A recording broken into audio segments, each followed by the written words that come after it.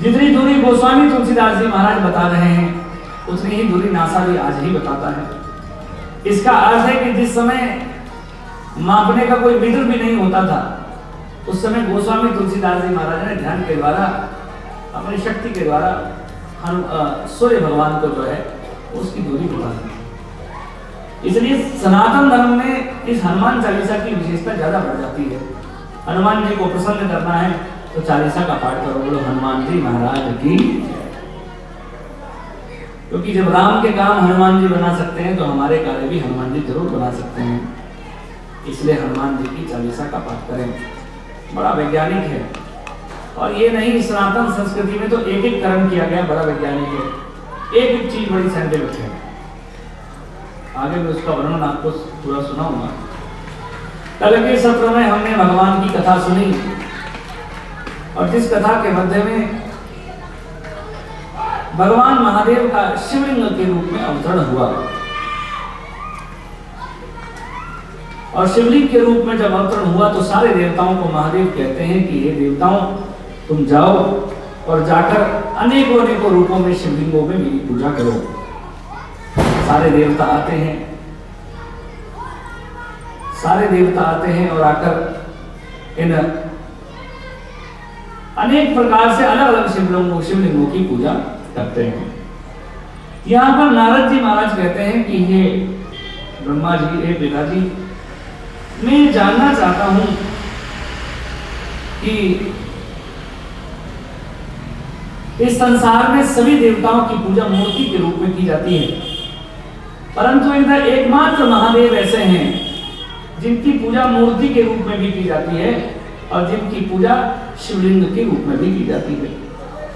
ऐसा क्यों है? जो यो कहा तो ब्रह्मा जी कहते हैं कि हे नारद, इस संसार के उत्कृष्ट देवता जो हैं वो महादेव ही हैं, और निर्गुण रूप में व्याप्त भी महादेव ही हैं।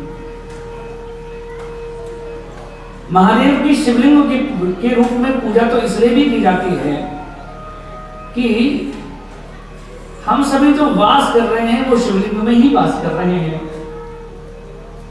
हम पूरा ब्रह्मांड सृष्टि जो है शिवलिंग के रूप में भी विराजमान है। ब्रह्मा जी कहते हैं कि कैसे, तो नारद जी को कहते हैं कि आकाश से लिंगम पृथ्वी तस्य पीठम। इस संसार में जो आकाश है वो सबसे बड़ा शिवलिंग है। मैंने पहले भी आपको कहा था कि आकाश देखो बिल्कुल गोल दिखता है, जैसे शिवलिंग गोल दिखता है, बिल्कुल आकाश भी गोल ही दिखता है। इस संसार में आकाश जो है वो सबसे बड़ा शिवलिंग है, और उसकी पीठ का कार्य कोई कर रहा है तो वो साक्षात पृथ्वी है, और उसी शिवलिंग के बीच में हम लोग विराजमान रहते हैं। इसलिए महादेव की पूजा जो है वो शिवलिंग के रूप में और मूर्ति के रूप में भी की जाती है।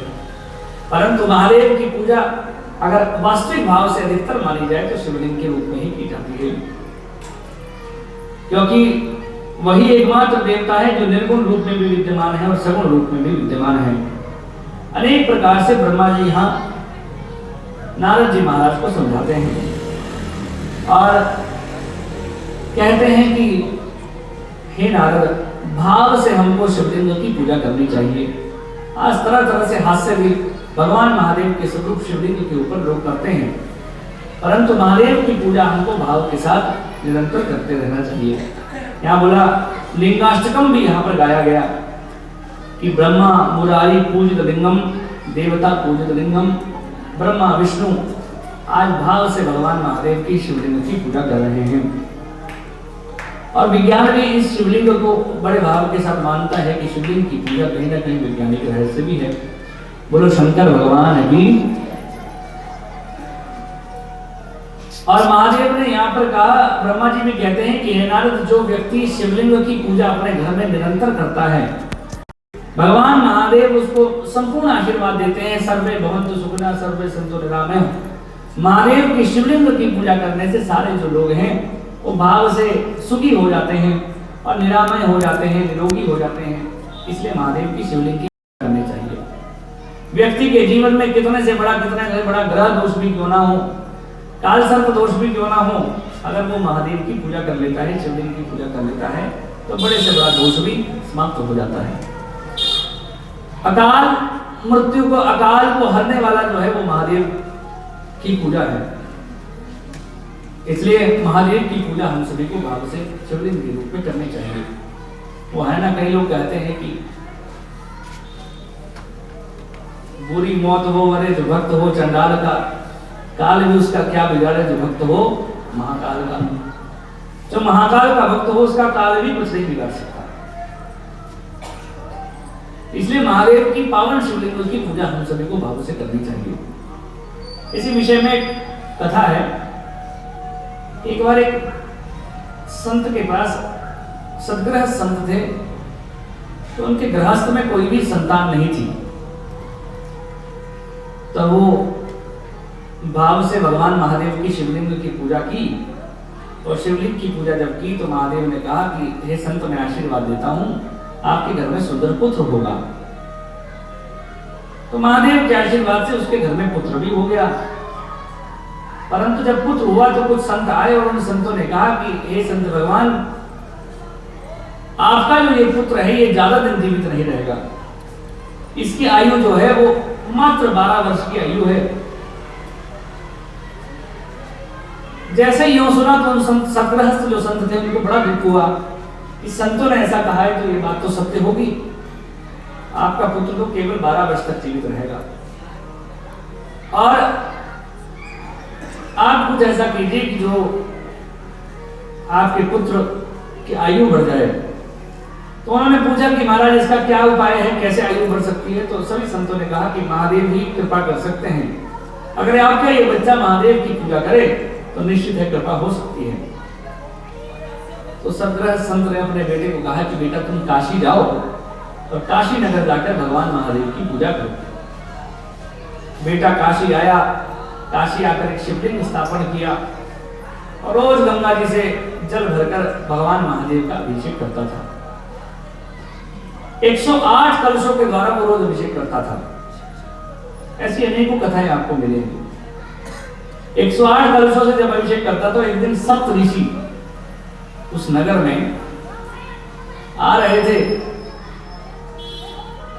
सप्त ऋषियों ने जब उस बालक को देखा तो बालक को देखकर समझ गए कि ये बालक जो है बेचारा भगवान महादेव की इतनी पूजा करता है। तो सप्त ऋषियों के उसने चरण पकड़ लिए, क्योंकि उसके पिता ने कहा था कि बेटा कोई भी संत आए, कोई भी भक्त आए, बस चरण पकड़ लेना, क्योंकि चरणों में सब कुछ मिल जाएगा। बोलो शंकर भगवान की, चरणों से सब कुछ मिल जाता है, बस तू चरण पकड़ लेना उनके, कोई भी तुमको मिले। तो वो सबको प्रणाम करता था। पूजा करते करते उसने देखा कि कुछ संत हैं वो जा रहे हैं, तो सप्त ऋषियों के चरणों में प्रणाम कर दिया। जैसे ही प्रणाम किया तो सप्त ऋषियों के मुख से निकल गया चिरंजीवी भव। अनेक समय तक ये जीवित रहेगा, कई समय तक जीवित रहेगा, चिरंजीवी भव। होता ये बुजुर्ग लोगों को अगर बच्चे प्रणाम करते हैं तो बुजुर्ग कहते हैं ये बेटा चिरंजीवी भव, खूब समय तक तुम जीवित रहो। जैसे ही आशीर्वाद दिया तो संतों ने जब उसका मुंह देखा तो समझ गए ये तो गड़बड़ हो गई। इसकी आयु तो मात्र 12 वर्ष तक की है और हमने इसको आशीर्वाद दे दिया कि चिरंजीवी भव, और संत का आशीर्वाद खाली नहीं जाता। इसका अर्थ है ये सारा हमें भोगना पड़ेगा। हमने आशीर्वाद तो दे दिया, इसलिए आपने देखा भी होगा जो कई संत हैं वो अपने पांव को हाथ तक भी नहीं लगाने देते हैं, बड़ी मुश्किल से हाथ लगाने देते हैं। बोलो शंकर भगवान की, ये सब कुछ मुझे भोगना पड़ेगा। तो चिरंजीवी भव का आशीर्वाद जब दिया था तो सप्त ऋषि जो है वो उस बालक को लेकर सीधे यमराज के पास पहुंच गए, धर्मराज के पास पहुंचे।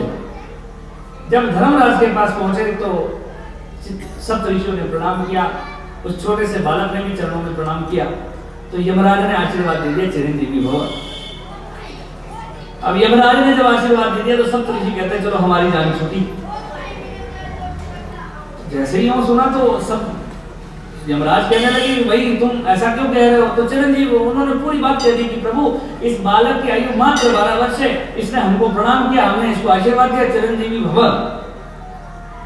और आशीर्वाद दिया। अभी पूजा करा तो हमने दे दिया, देखा नहीं, बाद में देखा कि इसकी मृत्यु होने वाली है, तो अब आपके पास आए, अब आपने आशीर्वाद दे दिया तो इसका अर्थ है हम बच गए, अब आप जानो।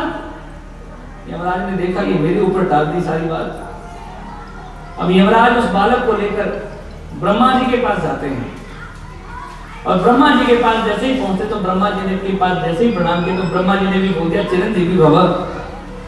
ब्रह्मा जी ने चिरंजीवी बोला तो यमराज बोले चलो हम छूटे। अब ब्रह्मा जी संभाले। ब्रह्मा जी ने बोला भाई ऐसी क्या बात हुई, तो पूरी बात बता दी कि सप्तऋषि ये काशी में सुंदर अभिषेक करता था, परंतु एक दिन आशीर्वाद दे दिया चिरंजीवी भव का सप्तऋषियों ने, तो वो फंस गए, आयु इसकी थोड़ी सी है। जब पूरी बात बताई तो ब्रह्मा जी बोलते कि अब हम फंसे, अब तो केवल महादेव ही बचा सकते हैं। तो यमराज और ब्रह्मा जी दोनों मिलकर उस बालक को लेकर सीधे भगवान महादेव के पास पहुंचे और महादेव के चरणों में दोनों ने प्रणाम किया और उस बच्चे ने भी प्रणाम किया। उन दोनों को आशीर्वाद देने के बाद इस बच्चे को महादेव ने आशीर्वाद दिया चिरंजीवी भव। जो ही हो कहा चिरंजीवी भव तो महाराज यमराज और ब्रह्मा जी कहते कि चलो हम छूटे, अब महादेव जाने। महादेव ने बताया, बोला भी क्या हो गया, तुम ऐसा क्यों कह रहे हो? तो वो दोनों कहते हैं कि प्रभु ऐसी बात है कि सप्तऋषियों ने आशीर्वाद दिया था चिरंजीवी भव और इसकी मृत्यु बिल्कुल निकट है। महादेव ने कहा कि अच्छा ये मेरी पूजा करता है, काशी में मेरे शिवलिंग की पूजा करता है और मैंने आशीर्वाद दिया है कि चिरंजीवी भव। आज मैं महादेव कहता हूं कि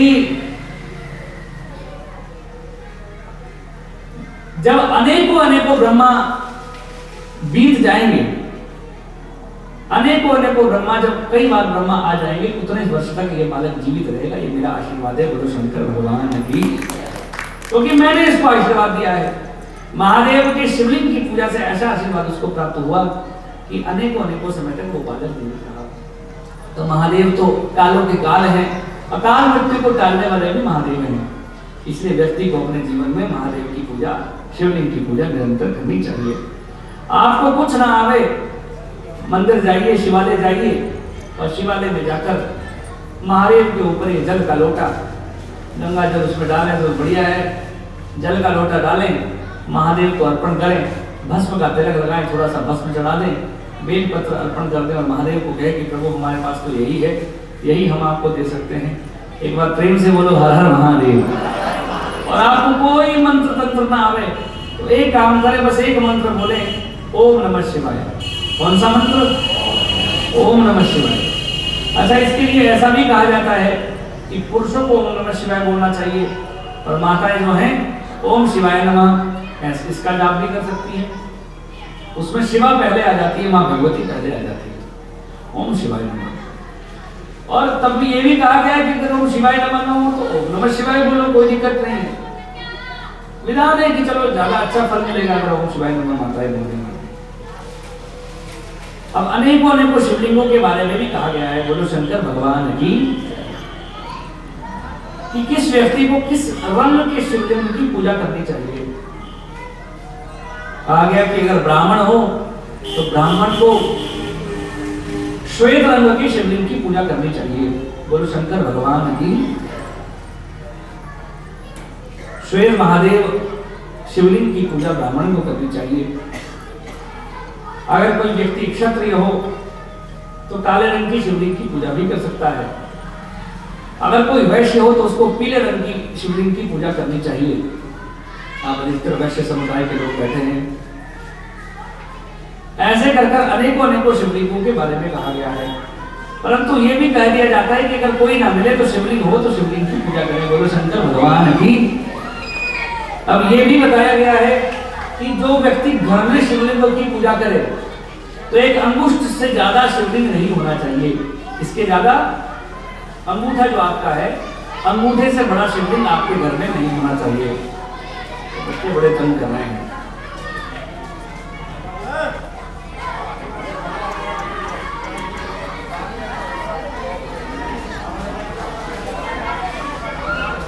इनकी लड़ाई हो गई मेरे ख्याल से। हाँ?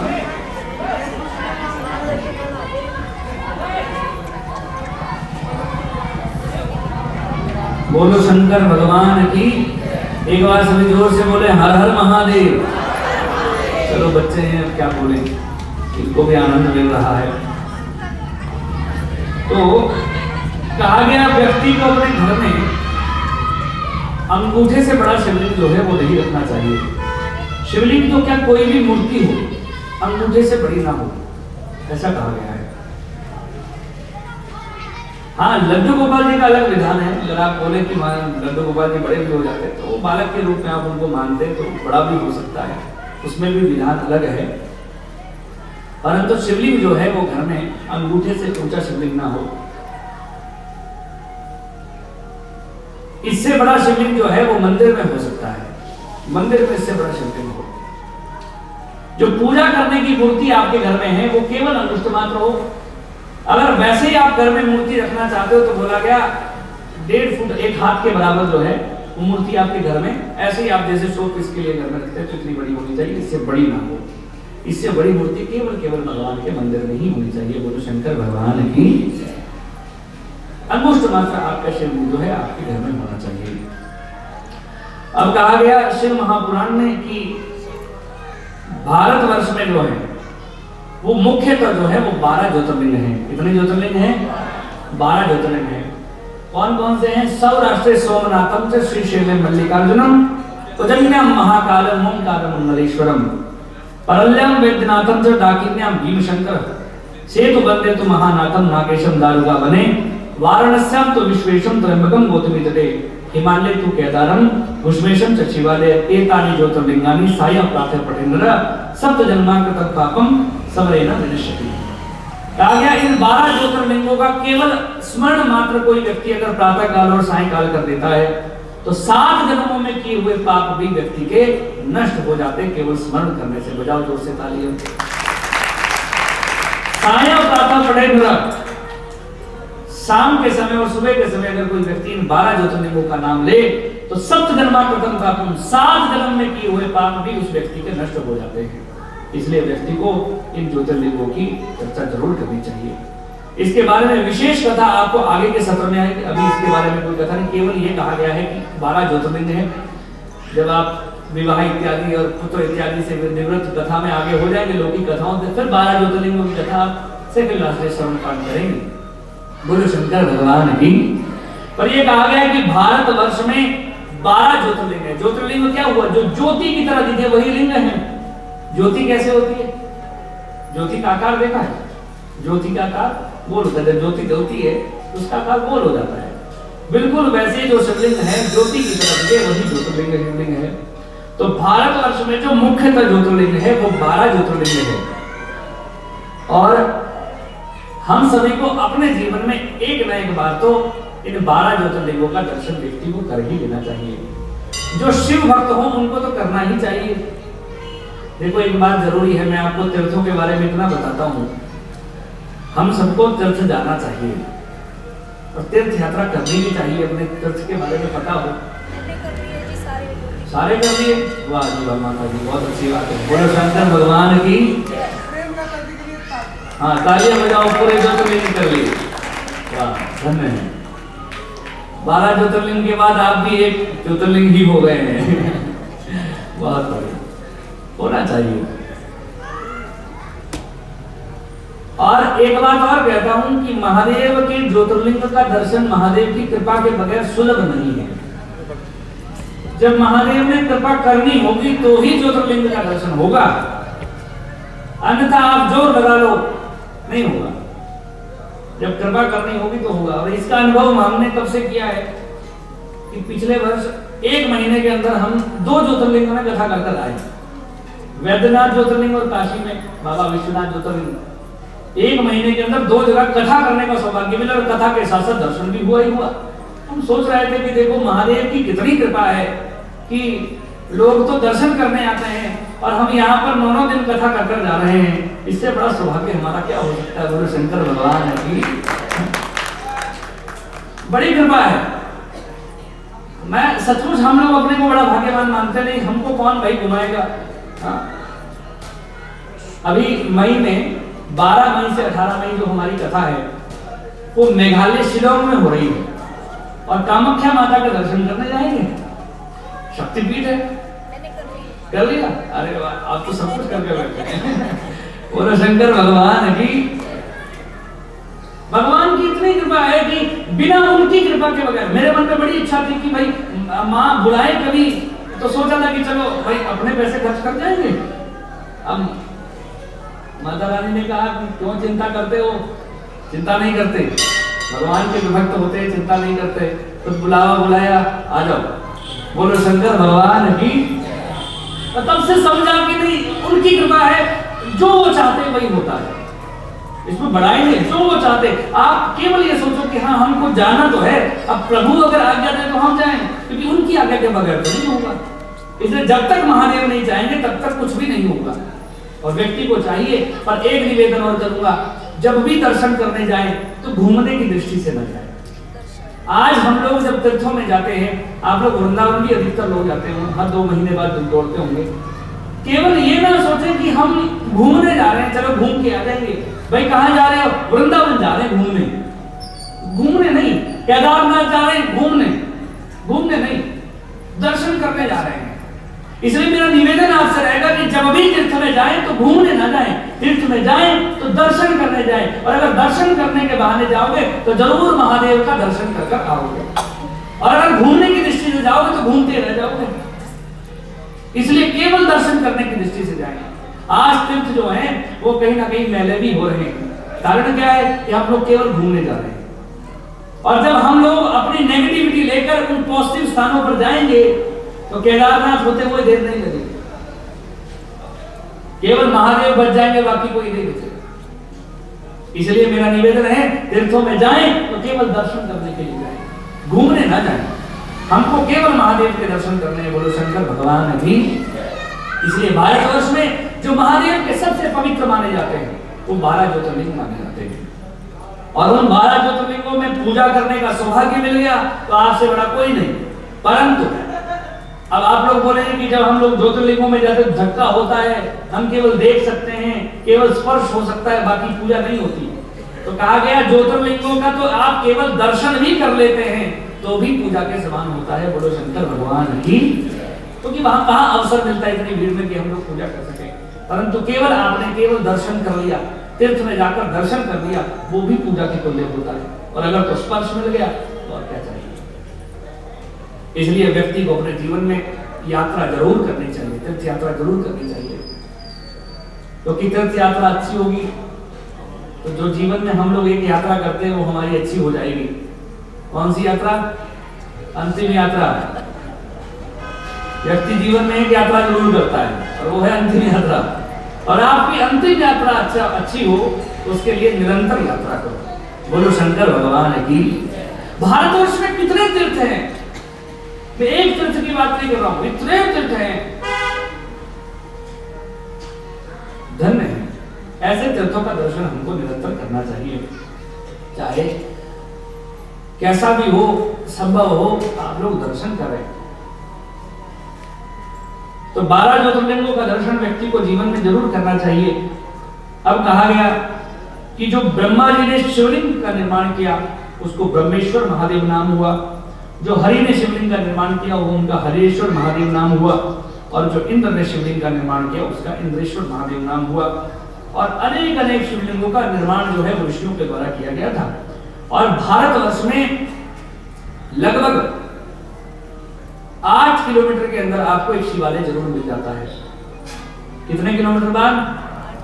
8 किलोमीटर से आप 9 किलोमीटर में प्रवेश नहीं कर सकते, उससे पहले आपको भगवान महादेव का शिवालय मिल ही जाएगा, बोलो शंकर भगवान की। ऐसा ये कहा गया है। और अनेकों अनेकों शिवलिंग जो है वो भारतवर्ष में है। एक शिवलिंग हमने दर्शन किया भोपाल में, कथा के लिए गए थे, तो वहां पर देखा कि वो शिवलिंग रातों रात में राजा ने बनाया है, मंदिर शिवालय। और इस शिवालय को रात रात में निर्माण करना था।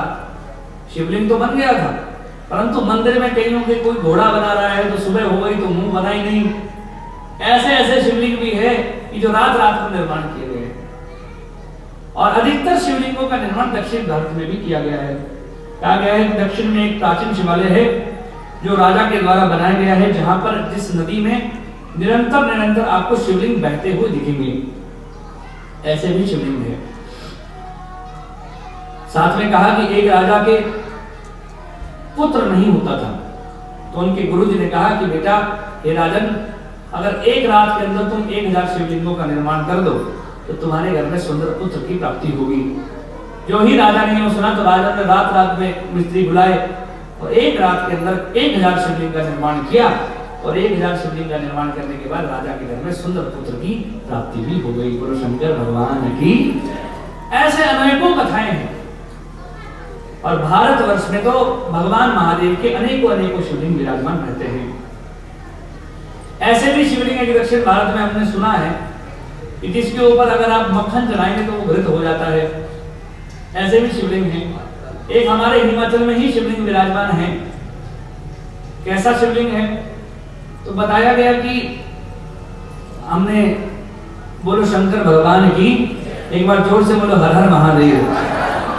कुल्लू में वो शिवलिंग विराजमान है। जो लोग कुल्लू मनाली गए हों, बुंतर एक जगह आती है, तो हमको अभी कथा करने का सौभाग्य मिला तो हम लोग दर्शन करने वहां गए, जिस शिवलिंग का नाम है बिजली महादेव। उस शिवलिंग के विषय में कहा जाता है कि एक समय एक सर्प था। उस सर्प ने पार्वती नदी और व्यास नदी का जल तो था वो रोक लिया और रोक कर बैठ गया। तो लोगों में त्राही त्राही मच गई। तो सब ने महादेव को पुकारा कि हे महादेव हम पर कृपा करो। तो महादेव ने उसी समय उस सर्प के ऊपर बिजली गिराई और बिजली गिराते ही जिस स्थान पर वो सर्प धराशायी हुआ वहां पर एक शिवलिंग का निर्माण हो गया। और आज भी प्रत्येक 12 वर्ष के अंदर उस शिवलिंग पर बिजली गिरती है और उस शिवलिंग पर जब बिजली गिरती है तो पूरा शिवलिंग जो है वो टूट जाता है। जब पूरा शिवलिंग टूटता है तो पूरे क्षेत्र से मक्खन इकट्ठा किया जाता है और उस मक्खन से उस शिवलिंग को जोड़ दिया जाता है और वो शिवलिंग जुड़ भी जाता है। बोलो शंकर भगवान की। आज भी अगर आपको मौका मिले तो आप लोग उस शिवलिंग बिजली महादेव का दर्शन जरूर करना। उसका नाम ही ऐसा है कि बिना बारिश के बिना तूफान की बिजली पड़ती है और शिवलिंग टूट जाता है और मक्खन से जोड़ दिया जाता है। बिजली महादेव बहुत बड़े। बोलो बिजली महादेव की। तो कभी मौका मिले तो ऐसे शिवलिंगों का दर्शन भी आप लोग जरूर करना। कुछ शिवलिंग ऐसे भी है भारतवर्ष में जो दिन प्रतिदिन नीचे चले जा रहे हैं। कुछ शिवलिंग ऐसे भी हैं जो ऊपर आते जा रहे हैं। आपके यहाँ भी कुछ ऐसे होंगे जो स्वयंभू शिवलिंग होंगे जिनकी बड़ी प्रतिष्ठा मानी जाती है। एक नाहन के पास शिवलिंग है। वो शिवलिंग हर वर्ष गेहूं के दाने के बराबर बढ़ता है। आज भी बूढ़े बुजुर्ग कहते हैं ये स्थान ऐसे कैसे है। और जब हम लोग देखते थे बचपन में तो शिवलिंग छोटे थे, परंतु आज जो है वो शिवलिंग इतने ऊंचे हो गए। आज भी महादेव की इतनी कृपा कि स्थान वैसा वैसा है परंतु शिवलिंग वैसे ही बढ़ता जा रहा है। तो ऐसे चमत्कार आज भी भारतवर्ष में अनेकों जगह जो है वो देखने को मिलते रहते हैं और उससे विश्वास जागृत होता है कि भारतवर्ष में जो है वो भगवान जो है जरूर विद्यमान है। बोलो शंकर भगवान की। एक बार जोर से बोलो हर हर महादेव। और सबसे ज्यादा जो शिवालयों का निर्माण किया है, शिवलिंगों का निर्माण किया है, वो पांडवों ने किया है। पांडवों ने बहुत शिवलिंगों का निर्माण किया है, जिसमें कहा जाता है कि माता कुंती का नियम था कि बगैर शिव पूजा के वो जल तक ग्रहण नहीं करती थी। ऐसा माता कुंती का नियम था और होना भी चाहिए। हम आप सभी का नियम भी घर में होना चाहिए कि हम लोग भी जब तक महादेव की पूजा न करें या ठाकुर जी की सेवा न करें तब तक हम लोग भी जल को ग्रहण न करें। कई लोग तो ऐसे भी होंगे कि जिनको बिस्तर में चाय चाहिए होगी सुबह सुबह। बोलो शंकर भगवान की। जब तक चाय ना आवे तो तब तक उठे ना। और श्रीमती जी को कहते होंगे कि जाओ चाय लेकर आओ। हम लोग भी नियम बनाएं कि जब तक महादेव की पूजा ना हो तब तक हम लोग भी कुछ ग्रहण नहीं करेंगे। ऐसा नियम बन जाए तो बड़ी अच्छी बात है, क्योंकि बात वही कि जिस व्यक्ति के जीवन में नियम नहीं वो कभी सफलता की ओर नहीं जा सकता। माता कुंती का नियम था कि जब तक शिवलिंग नहीं, शिवलिंग की पूजा नहीं, तब तक जल भी ग्रहण नहीं करती थी। अब जब वनवास पर वो लोग थे पांडव, तो कई जगह तो शिवलिंग मिल जाता था परंतु कई जगह नहीं मिलता था। जब नहीं मिलता तो भीम जी महाराज का नियम था, कार्य था कि वो शाम से ही शिवलिंगों को ढूंढना शुरू कर देते थे कि शिवलिंग है कहां पर। कई बार भीम जी को मिल जाते थे, कई बार नहीं मिलते थे शिवालय। जब नहीं मिलते थे तो भीम जी महाराज अपने हाथों से निर्माण करते थे। इसलिए आपने देखा भी होगा कि पांडवों से निर्मित जो है वो बड़े सारे शिवालय आपको मिलेंगे। बोलो शंकर भगवान की। इसी विषय में कहा गया है कि पांडवों ने एक जगह भीम जी महाराज को शिवलिंग जब नहीं मिला तो भीम जी महाराज ने क्या किया, फूलों का शिवलिंग बनाया। तो शिवलिंग फूलों का भी हो सकता है, फूलों का शिवलिंग बनाया, फूलों का शिवलिंग बनाया। तो माँ आई, माँ ने पूछा कि भीम शिवलिंग मिल गया, शिवालय मिल गया, जी महाराज मिल गया, ये शिवलिंग तो फूलों से ढका है, इसमें शिवलिंग कहाँ है? तो भीम जी महाराज झूठ बोल देते हैं कि शिवलिंग इस फूलों के अंदर है। झूठ इसलिए बोलते हैं कि अगर माँ ने शिव की पूजा नहीं की तो माँ खाएगी पिएगी नहीं कुछ, तो माँ को कष्ट होगा, इसलिए झूठ बोल देते हैं। तो माता जो है वो विधिवत शिवलिंग की पूजा करती है, और पूजा करने के बाद जब माँ जाने लगती है तो भीम जी महाराज उस फूलों को हटाने लगते हैं कि चलो इसको हटा लेते हैं। जैसे ही हटाने लगते हैं तो उन्हीं फूलों के अंदर से साक्षात महादेव प्रकट हो जाते हैं, जिनका नाम हुआ फुलेश्वर महादेव। बोलो फुलेश्वर महादेव की। ऐसे अनेकों शिवलिंग हैं। इसी विषय में एक और कहा जाता है कि पांडव एक बार फिर शिवलिंग नहीं मिला तो भीम जी महाराज ने क्या किया, जो घड़ा होता है, घड़े का जो पिछला भाग होता है उस भाग को उल्टा कर भूमि में दबा दिया, और ऊपर से फूलों से ढक दिया। माता ने पूछा कि ये शिवलिंग है? बोले हाँ शिवलिंग है। अब झूठ बोल दिया, कोई शिवलिंग मिला नहीं, तो घड़ा दबा कर रख दिया। और जब घड़ा दबा कर रखा तो माता ने पूजा की, और पूजा करने के बाद जब माता गई तो भीम जी महाराज ने जब उस घड़े को तोड़ा तो घड़े के अंदर से साक्षात महादेव प्रकट हुआ, जिनका नाम हुआ कुंभनाथ महाराज। बोलो कुंभनाथ महाराज की। अनेकों शिवालयों का निर्माण जो है वो पांडवों ने किया है। और कहा जाता है कि जो शिव के भक्त हैं उनको ऐसे गांव में जल तक भी ग्रहण नहीं करना चाहिए जिस गांव में शिवालय ना हो। जो शिव के भक्त हैं, अगर किसी गांव में शिवालय ना हो तो उस गांव का जल तक भी ग्रहण नहीं करना चाहिए। अब ये कहा गया है कि शिव की पूजा किस जाति के लोग कर सकते हैं, तो महादेव कहते हैं कि शिव की पूजा जो है नरो भवतु वा नारी, नर हो नारी हो कोई भी हो या किसी भी जाति हो, सर्वाश्रवाणाम सारे आश्रमों के लोग कर सकते हैं, और किसी भी जाति का व्यक्ति हो वो महादेव की पूजा बड़े भाव के साथ कर सकता है। बोलो शंकर भगवान की। परंतु ये बताया गया है कि शिवलिंग की, शिव जी की जब पूजा करें तो किस समय में करनी चाहिए। ये भी किसी का प्रश्न था, कोई हमसे पूछ भी रहा था कि महाराज सुबह करनी चाहिए, शाम करनी चाहिए, शिव जी की पूजा कौन से समय में करनी चाहिए। तो भैया मेरे महादेव जो हैं उनके मंदिर में ताला भी नहीं होता है, मेरे महादेव के मंदिर में कपाट भी नहीं होता है, और जिस मंदिर में कपाट नहीं तो समझो महादेव की पूजा आप किसी भी समय किसी भी काल कर सकते हो। महाशिवरात्रि आती है तो महादेव की पूजा 4 पहर की पूजा रात्रि के समय में ही होती है, इसलिए महादेव की पूजा रात को 12 बजे याद आए कि महादेव की पूजा रह गई तो कर दो। बोलो शंकर भगवान की। महादेव तो महादेव हैं, बड़े भोले वाले हैं। परंतु याद रखना चाहिए कि महादेव की पूजा के लिए पवित्रता थोड़ी सी जरूरी है। आप पवित्र होकर जाएं, स्नान इत्यादि कर जाएं, ऐसा भी नहीं कि बिस्तर से उठे और सीधे निकल गए, ये भी नहीं। पवित्र हो जाए, स्नान इत्यादि करें, और स्नान इत्यादि के बाद फिर महादेव की पूजा करनी चाहिए। अच्छा, कईयों का ये भी प्रश्न रहता है कि महादेव की पूजा सूतक पातक जब हो तो महादेव की पूजा कैसे करनी चाहिए, क्योंकि कई भक्तों का नियम होता है कि रोज महादेव की पूजा करते हैं और बिना पूजा किए वो कुछ भी ग्रहण नहीं करते, तो सूतक पातक हो जाए तो क्या करें। तो कहा गया जब सूतक पातक हो जाए और आप शिव की पूजा करना चाहते हो तो शिव महापुराण ने कहा कि अगर मात्र आप शिवालय की गुम्मद को देख लेते हैं, केवल मात्र गुम्मद का दर्शन कर लेते हैं, तो उसका दर्शन मात्र करने से आपको शिव पूजा का फल जो है वो प्राप्त हो जाता है। बोलो शंकर भगवान की। इसलिए आपको अगर लग रहा है कि मैंने आज शिव पूजा नहीं की, कभी भी आपको ऐसा हो कि काम ज्यादा हो गया शिव पूजा नहीं की, तो कोई बात नहीं, मंदिर से गुजरते हुए गुम्मद को देख लो, प्रणाम कर लो कि महादेव आज पूजा नहीं करता है, गुम्मद को देखिए, महाराज जी ने बताया गुम्मद देखने से काम हो जाता है। इसलिए कहा गया कि अगर महादेव की आप शिखर को देख लेते हैं, शिवालय के शिखर को देख लेते हैं, तो आपको शिव पूजा करने का ही फल प्राप्त होता है। बोलो शंकर भगवान की। और अब ये भी कहा गया है कि शिव की पूजा जो है जब आप लोग करें तो किस प्रकार से प्रणाम करना चाहिए, प्रणाम करने का भी नियम बताया गया है। अब देखिए, जब हम लोग परिक्रमा करते हैं भगवान महादेव की पूजा करते समय, तो महादेव की कभी भी पूरी परिक्रमा नहीं होती है। क्या नहीं होती है?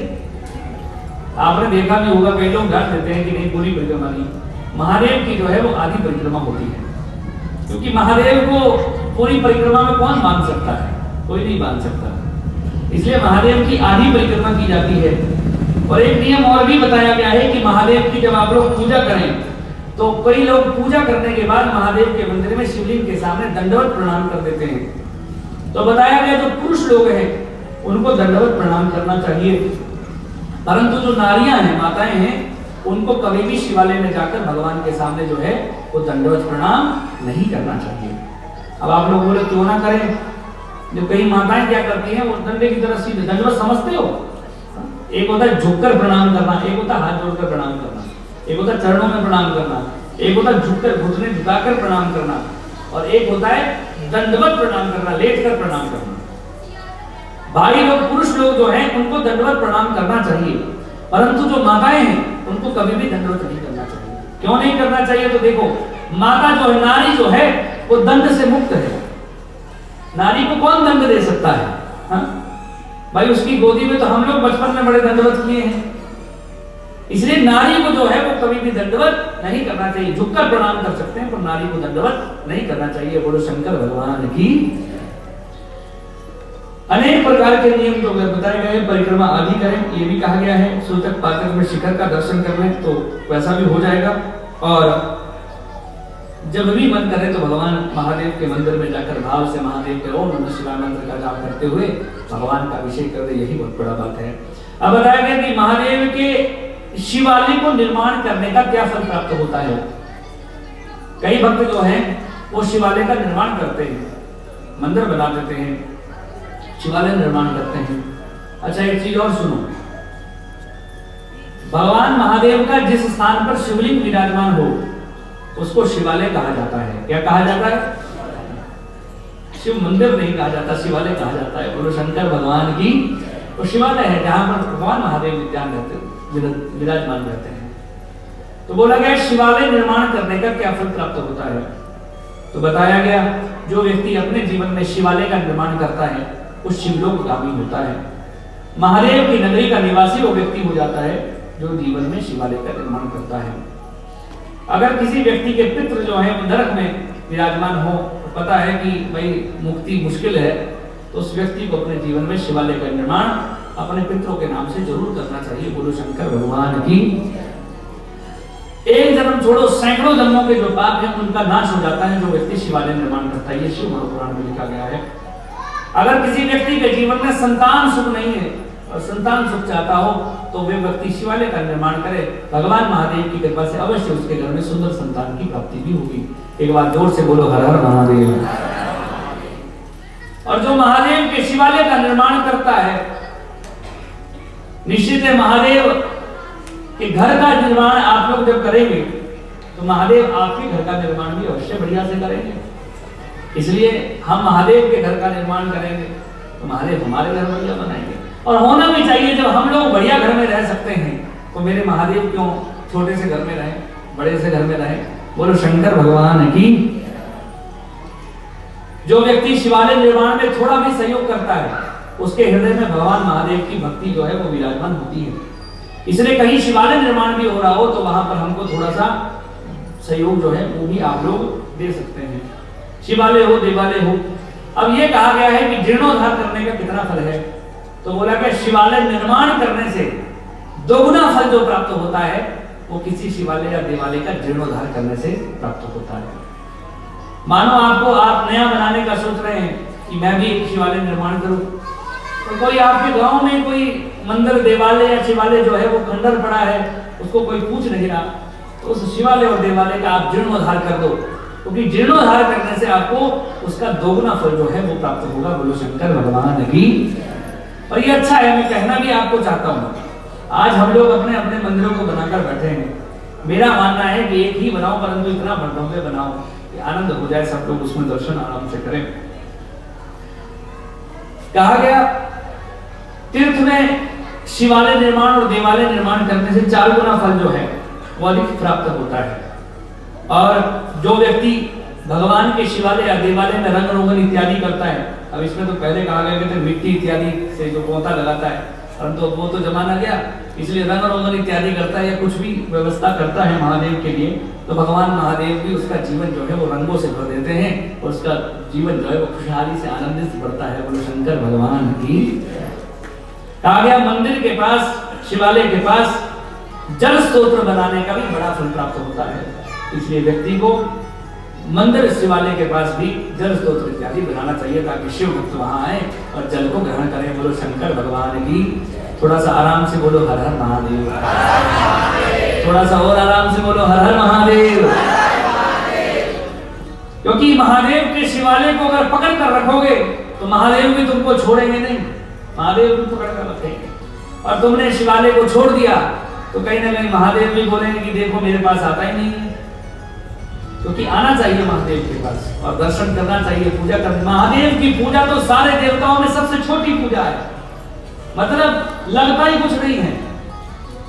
एक जल का लोटा और बाहर से बेलपत्र का वृक्ष आपके सामने पड़ा है, बेलपत्र उतारो और महादेव के ऊपर जल चढ़ाओ, बेलपत्र चढ़ाओ, जय वो होगी महादेव की पूजा। बोलो शंकर भगवान की।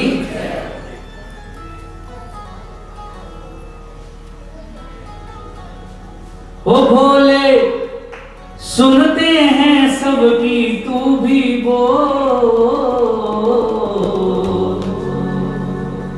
ओ भोले सुनते हैं सबकी तू भी बोल। शिवालय न छोड़, शिवालय न छोड़, शिवालय न छोड़, शिवालय न छोड़, शिवालय न छोड़, शिवालय न छोड़, शिवालय न छोड़, शिवालय न। ओ भोले सुनते हैं सबकी तू भी बोल, शिवालय न। थोड़ा जोर से बोलो शिवालय न छोड़, शिवालय न छोड़, शिवालय न छोड़, शिवालय न छोड़, शिवालय न छोड़, शिवालय न छोड़। ओ मानव देह तुझे फिर न मिलेगा, शिव भज ले तेरे काम आएगा।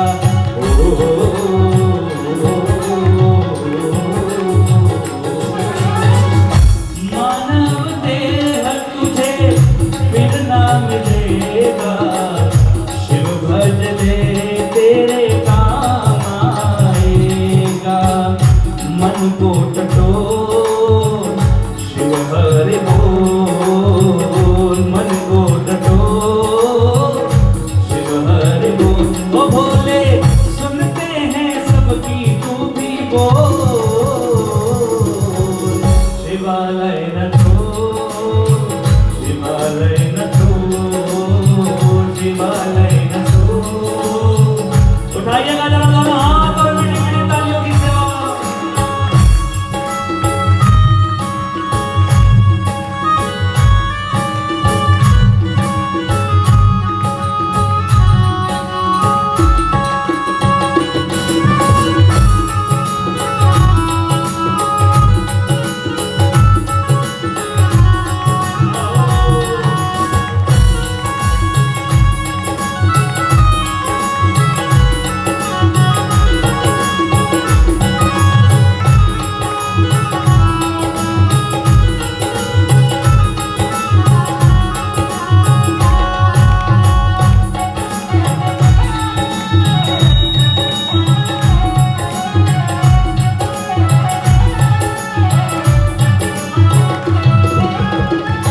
दिया लिया सब साथ चलेगा, अंत समय तुम्हें मोक्ष मिलेगा।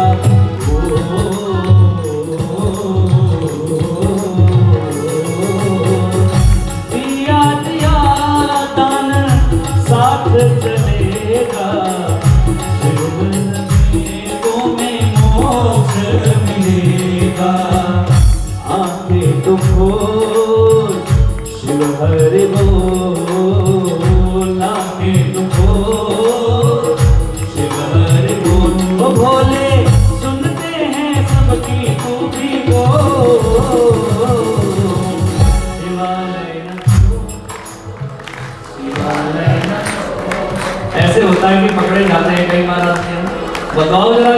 तालियों की सेवा करते।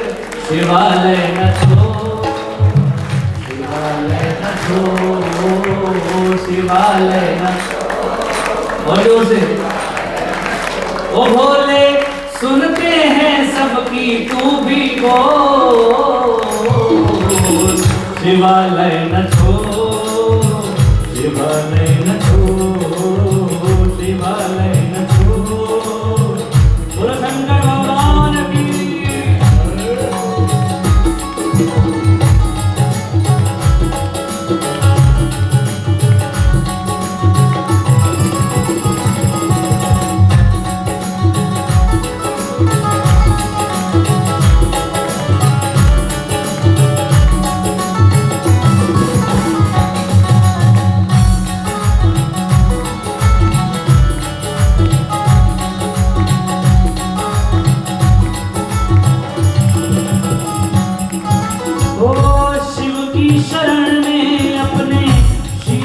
को धर ले, जीवन मुक्ति का तू सामन कर ले।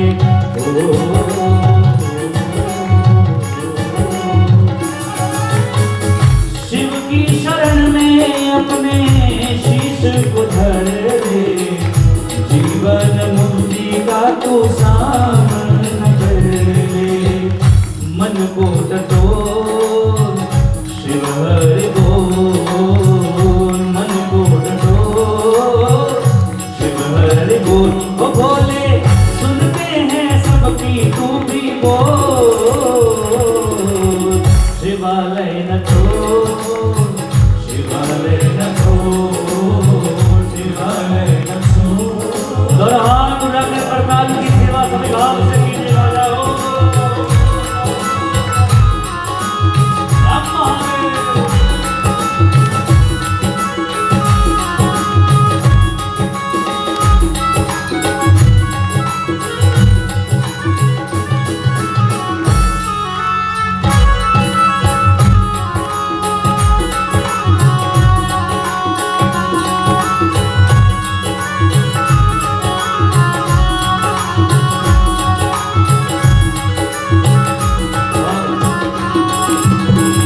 चार दिनों की तेरी है जिंदगानी, सेवक बन जा प्यारे तू मस्तानी।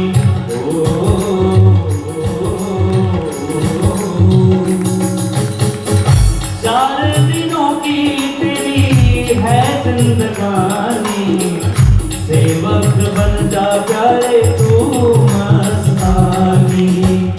हाथ न छोड़ शिव हरि बोल, हाथ न छोड़ शिव हरि बोल। ओ भोले सुनते हैं सबकी तू भी बोल। शिवालय न छोड़, शिवालय न छोड़, शिवालय न छोड़, शिवालय न छोड़, शिवालय न छोड़, शिवालय न छोड़, शिवालय न छोड़, शिवालय न छोड़, शिवालय न छोड़, शिवालय न छोड़, शिवालय न छोड़, शिवालय न छोड़। बोलिए शिव शंकर महादेव की। एक बार सभी जोर से बोले हर हर महादेव। ओ भोले सुनते हैं सबकी तू भी बोल। शिवालय न छोड़, शिवालय न छोड़, शिवालय न छोड़, शिवालय न छोड़।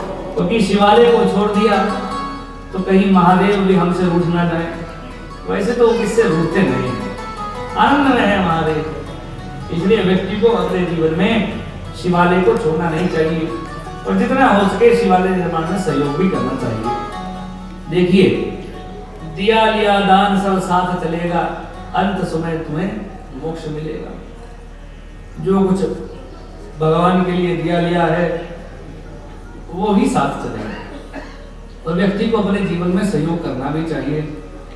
देवालय शिवालय के निर्माण के लिए सहयोग करना चाहिए।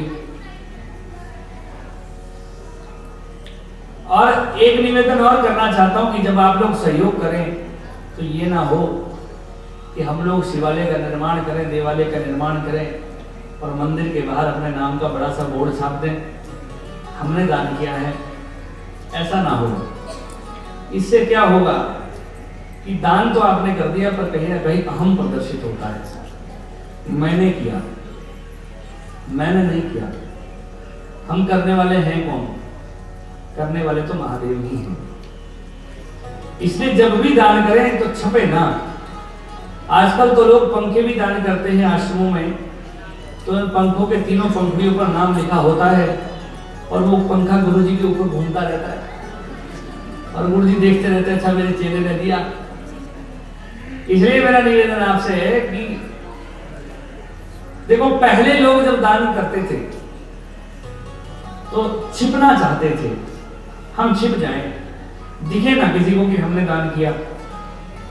क्या करना चाहते थे? छिपना चाहते थे। क्या करना चाहते थे? छिपना चाहते थे। हम किसी को पता ना लगे कि हमने दान किया। इसको कहा जाता है गुप्त दान।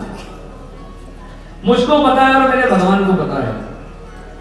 परंतु पहले लोग छिपना चाहते थे और आज लोग छपना चाहते हैं। बड़े से मेरे होल्डिंग लगा दे, अखबारों पर मेरी न्यूज़ें पड़ जाएं कि मैंने इतना दान दिया, बोलो शंकर भगवान की। बस फर्क इतना सा हुआ कि पहले छिपना चाहते थे, आज छपना चाहते हैं। इसलिए छपना नहीं है। छपकर तो बड़े बड़े निकल लिए। छपना चाहिए तो उस भगवान के हृदय में छपना चाहिए कि उसने दान दिया है। मुझको पता और मेरे भगवान को पता हो, बाकी किसी को पता नहीं। इसलिए व्यक्ति को अपने जीवन में देवालय शिवालय निर्माण के लिए सहयोग जरूर करना चाहिए। बोलो शंकर भगवान की। जोर से बोलो हर हर महादेव। अब कहा गया कि कौन से शिवलिंग की पूजा कर कर कितना फल प्राप्त होता है। तो कहा गया कि एक होता है स्थापित शिवलिंग।